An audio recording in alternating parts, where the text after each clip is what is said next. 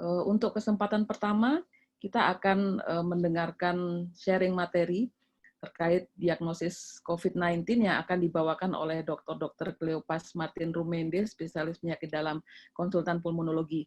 Beliau adalah staf di Departemen Ilmu Penyakit Dalam, Divisi Respirologi dan Penyakit Kritis FKUI RSCM, sekaligus beliau adalah ketua dari tim Penere RSCM. Saya persilahkan Dr. Martin untuk menyampaikan materinya. Ini diagnosis terkini untuk COVID-19. Jadi nanti rujukannya adalah kita ambil dari buku Kemenkes yang mungkin kita semua sudah mengetahui dan sudah membaca ya. Nanti kita akan sedikit review di mana review pedoman ini dikeluarkan pada awal Juli 2020 ini. Dan ini merupakan pedoman Kemenkes untuk coronavirus yang kelima ya. Selain itu juga merujuk dari pedoman internasional dari WHO yang dikeluarkan pada bulan Mei 2020 ya. Jadi kelihatan Kemenkes juga merujuk pada pedoman WHO yang revisi kedua ya.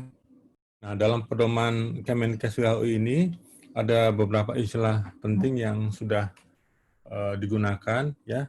Sebetulnya tidak baru sekali ya, tapi ada perubahan dalam beberapa definisi operasional. Jadi yang dulu ada kita kenal istilah ODP, PDP, OTG.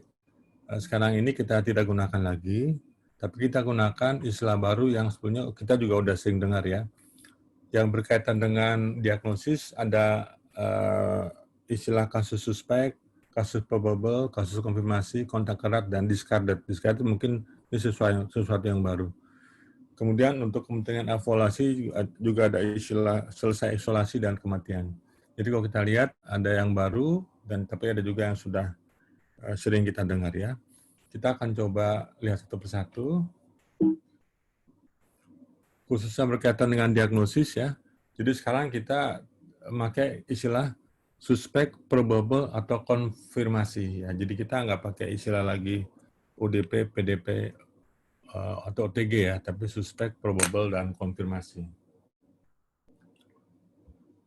Jadi untuk kasus suspek sendiri, sebenarnya batasannya mirip-mirip, sama, boleh dikatakan sama ya dengan istilah sebelumnya, yaitu untuk PDP, ini sebenarnya istilah PDP ya, tapi kita nggak pakai lagi.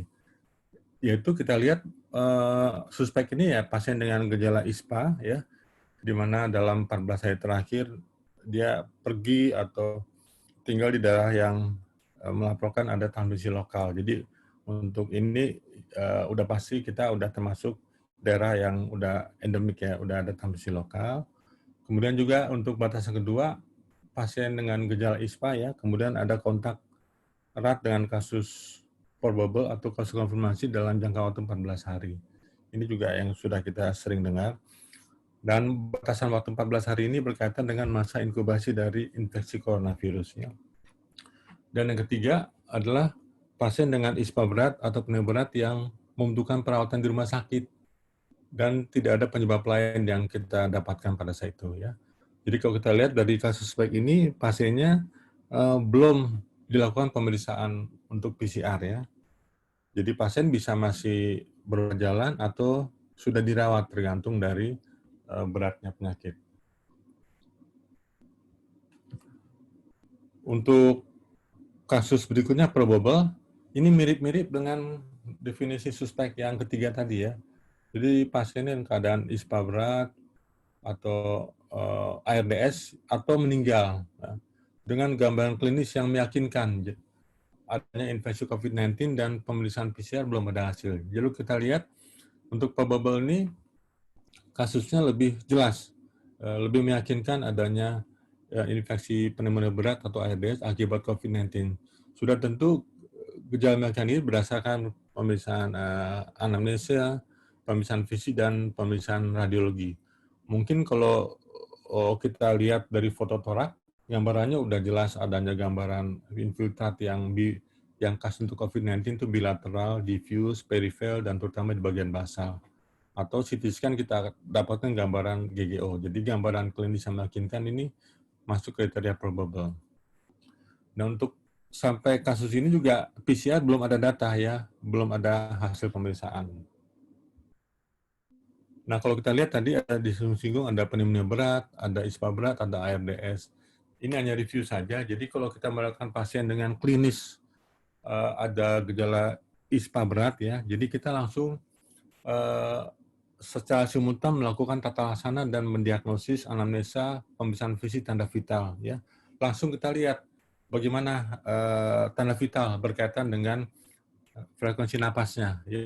Kalau dia sudah di atas 30 dan tampak sesak dan kemudian dengan pengukuran saturasi digital sudah di bawah 90% ya tanpa atau sebelum pemberian oksigen ya, maka ini udah masuk kriteria pneumonia berat ya. Dan gejala ini ditambah dengan gambaran pencitraan fototorak maupun CT scan. Jadi teman sejawat jangan lupa pada kondisi yang berat langsung lakukan pengkajian apakah ini masuk pneumonia berat atau ISPA berat ya. Jadi simultan kita lakukan pemeriksaan anamnesa dan lakukan pemeriksaan RR, kemudian ukur digital ya, kalau udah di bawah 90, RR di atas 30, udah masuk kriteria pneumonia berat. Nah, kemudian ada juga istilah ARDS. Nah, kalau ARDS ini kita lihat ada definisi yang kita gunakan ya setelah melakukan pemeriksaan penunjang yaitu analisa gas darah. Karena di sini menggunakan nilai PaO2 yaitu tekanan parsial oksigen yang didapatkan dari analisa gas darah ya. Dimasukkan kriteria ARDS ini kalau kita lihat berdasarkan rasio PaO2 dibagi FiO2. Jadi FiO2 ini saya boleh sharing sedikit. Ini adalah fraksi oksigen yang diinspirasi ya. Jadi kalau kita udara kamar besarnya 21% ya. Kemudian kalau diberikan oksigen maka harus ditambahkan. Kalau diberikan oksigen binasal penambahannya adalah setiap 1 liter kita tambahkan 4% ya. Sedangkan kalau pakai simple mass NRM 8 liter atau lebih maka FiO2 ini besarnya adalah 100%. Jadi kita lihat AGD-nya. Kalau AGD-nya didapatkan rasio antara PO2 dari AGD dan FiO2 di antara dikurang dari 300 itu sudah termasuk ARDS ya. Bisa ringan, sedang dan berat. Kalau ringan masih di antara 200-300, sedang di bawah 100, antara 100-200 dan berat di bawah 100. Pasien bisa sudah menggunakan ventilator ataupun masih napas spontan ya, tergantung. Kalau dengan ventilator maka PIP-nya harus 5 atau lebih ya, yang menunjukkan udah adanya edema paru ya. Nah, ARDS ini bisa juga kita tegakkan pada pasien yang belum kita ambil analisa gas darahnya dengan cara sederhana yaitu dengan kita ukur saturasi manual secara digital ya. Kita lihat berapa nilainya, kemudian kita bagi dengan FiO2 ya. Jadi kalau didapatkan nilai lebih kecil sama dengan 315, ini sudah mengindikasikan adanya ARDS. Nah, ini contoh kasus real ya yang didapatkan pada pasien COVID pada awal-awal Maret April ya. Ini kasus yang kalau saya lihat sesuai dengan kasus probable ya, di mana gejala klinis, anamnesa klinis dan pemeriksaan fototorak tuh meyakinkan adanya suatu gambaran pneumonia berat yang mengarah ke ARDS ya. Pasien datangnya dengan demam ya, ada batuk, ada sesak ya. Kemudian pemeriksaan lab rutin juga ada leukopenia ya. Leukopenia dengan limfosit juga rendah ya. Kemudian trombosit juga rendah dan ada peningkatan dari marker inflamasi yaitu CRP, terutama CRP sampai di atas 200. Kemudian ada tanda-tanda hiperkoagulasi yang berat yang seringkali didapatkan pada pasien dengan COVID-19. Di sini di diameternya lebih dari 100.000. Ini pertama kali saya dapatkan ya. Kita tahu di diameter itu nilainya kurang dari 500. Dan pada pemeriksaan AGD memang sudah didapatkan adanya hiperkapnia dan hipoksimia. Kita lihat pada perkembangan klinis pasien memang memberat dan pada fototorak dalam waktu 1 minggu ya kurang lebih dari tanggal 11 dia foto tampak normal, invitat minimal, 3 hari kemudian makin sesak, invitat bertambah, hari ke-5 makin berat, hari ke-17 berat, dan akhirnya pasien ini meninggal ya, karena saat itu mengalami komplikasi ARDS. Kemudian untuk definisi konfirmasi, ini tidak ada perubahan, perubahannya adalah Konfirmasi intinya pasien sudah terdiagnosis berdasarkan pemeriksaan real-time PCR ya. Jadi sudah confirm. Bisa ada gejala asimptomatik, bisa juga tanpa gejala asimptomatik. Jadi ini sesuatu yang baru ya. Confirm case bisa bergejala dan bisa juga tanpa gejala ya. Nah, untuk kontak erat batasannya hampir sama, ada beberapa penegasan bahwa kontak erat itu orang-orang yang berkontak dengan kasus probable atau confirm ya. Jadi nggak harus confirm. Probable pun kalau kontak erat udah masuk dalam kontak erat ya. Contoh kontak erat misalnya ya, sentuhan fisik langsung ya, bersalaman, berpegang tangan ya, dan lain-lain ya. Kemudian tatap muka, berdekatan dalam jarak 1 meter dan jangka waktu. Nah, jangka waktu ini sudah disebutkan. Kalau pertemuan terdahulu nggak sebutkan, di sini sebutkan 15 menit atau lebih ya, dalam jarak 1 meter udah masuk kontak erat.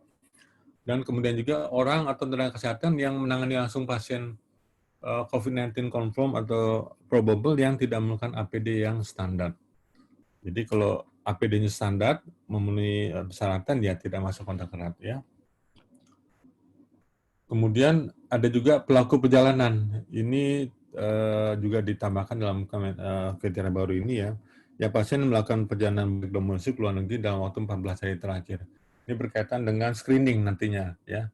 Pada saat pasien mau pergi ataupun pada saat pasien tiba di tempat tujuan. Nah, ini istilah baru discarded. Discarded itu kita baca di kamus bahasa Inggris artinya dikeluarkan, disingkirkan dan dieksklusi ya. Jadi discarded ini digunakan pada pasien-pasien yang termasuk kriteria suspek ya. Kriteria suspek pasti yang bergejala ringan ya. Jadi mungkin hanya dikasih vitamin ya. Kemudian pasien isolasi mandiri, dan setelah dilakukan pemeriksaan PCR ya, 2 kali berturut-turut dalam selama waktu lebih 24 jam hasil negatif. Jadi statusnya berubah dari kasus suspek jadi discarded atau dikeluarkan. Atau pasien yang statusnya kontak erat, kemudian diisolasi mandiri tanpa melakukan PCR, selama 14 hari pasien tidak ada keluhan sama sekali, jadi dimasukkan dalam kasus discarded. Jadi pasien yang tadinya masuk suspek atau kontak erat dan dikatakan discarded setelah melakukan isolasi mandiri dan tidak ada gejala. Nah, selisih isolasi ini berkaitan dengan pengobatan ya. Seringkali pasien sudah sembuh, foto membaik, tapi terkendala untuk pindah ke ruangan atau pulang karena hasil PCR-nya masih positif terus ya. Jadi ini hanya saya berikan berkaitan dengan tata laksana ya. Jadi pasien yang kita lihat, kalau pasien yang sebelumnya confirm tanpa gejala ya, kemudian tidak dilakukan pemeriksaan PCR ulang ya, namun setelah 10 hari isolasi mandiri, pasien tetap sehat. Ini masuk kategori pasien yang selesai isolasi. Jadi pasien udah boleh keluar kamar dari rumah, udah bisa kembali bekerja ya. Atau kalau pasiennya probable confirm-nya bergejala ringan atau sedang ya, kemudian kita lihat setelah 10 hari ya, dia sejak dihitung pemeriksaan PCR ya, dia keadaan umumnya membaik dan setelah 3 hari bebas demam, bebas gejala pernapasan, maka dikatakan selesai isolasi. Ya. Atau kalau pasiennya berat, ARDS penuh berat, ditata laksana di rumah sakit, kemudian setelah ada perbaikan, dilakukan follow-up PCR minimal 1 kali cukup. Jadi cukup 1 kali negatif dan minimal 3 hari tidak ada gejala pernapasan atau demam, bisa dikatakan selesai isolasi. Jadi ini berkaitan untuk pasien bisa pindah atau bisa pulang. Ya. Nah, sekarang untuk diagnosa sendiri sudah tentu dilakukan berdasarkan anamnesa dan pemeriksaan fisik ya. Kalau screening ya kita lakukan pemeriksaan suhu tubuh, antemorgan, kemudian melakukan anamnesa sederhana ya. Kalau pasien masuk suspek, kita laksanakan sebagai kasus suspek ya. Jadi anamnesa itu bisa allo, bisa autoanamnesa ya. Kemudian yang penting adalah kalau kita masukkan pasien dalam kriteria suspek atau probable ya, maka kita lakukan pemeriksaan penunjang dari yang sederhana sampai pemeriksaan penunjang yang konfirmatif. Jadi dengan pemeriksaan darah lengkap memiliki putih, ya. Kalau pasiennya tanpa gejala atau ringan, cukup darah lengkap dengan hitung jenis, ya. Kemudian pemeriksaan RT-PCR harus dilakukan, ya. Rapid test yang bisa juga kita lakukan walaupun rapid ini tidak disarankan lagi untuk mendiagnosis, ya. Rapid test bisa antibodi dari darah, ya, atau antigen dari pemeriksaan swab, ya, TCM. Dan pemeriksaan fototorak juga sesuatu pemeriksaan yang mesti kita lakukan, ya. Kadang pasien gejalanya ringan, begitu difoto udah ada gambaran invitat yang jelas, ya. Jadi fototorak dan kalau memungkinkan pemeriksaan CT scan. Ya. Dan untuk spesimen sendiri bisa dilakukan kalau pasien memang rawat jalan atau pasien rawat inap, masih napas spontan, ya kita ambil dari swab tenggorok dan hidung, tapi kalau pasiennya sudah diintubasi misalnya, kadang-kadang dilakukan pemeriksaan dengan bal, ya. WHO sendiri menyarankan untuk diagnosis kita pakai PCR, ya. Tidak disarankan menggunakan rapid test. Jadi untuk diagnosis ada tidaknya kasus confirm, lakukan pemeriksaan PCR. Pemeriksaan PCR ini dilakukan untuk mendiagnosa kasus dari confirm probable. Kita lakukan 2 kali pemeriksaan, ya, hari pertama dan hari kedua untuk menggunakan diagnosis. Sedangkan untuk tata laksana pada pasien yang diobati, pemeriksaan ulang dilakukan cukup 1 kali, yaitu hari ke-7.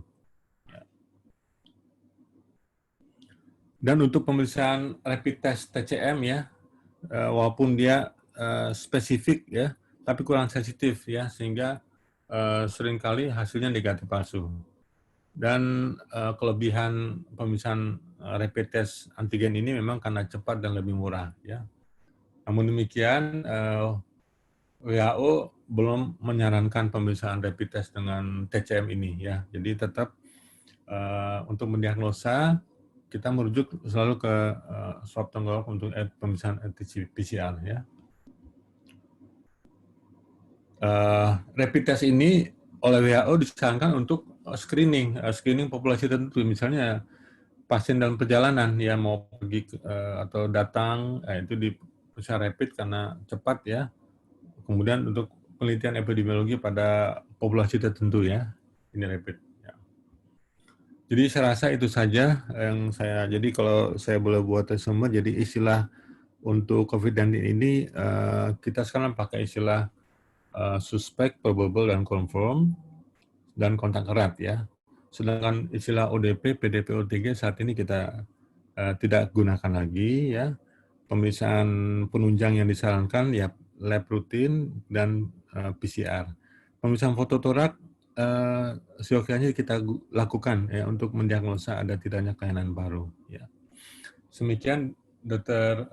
Aulia yang dapat saya berikan. Terima kasih untuk kesempatan dan waktunya.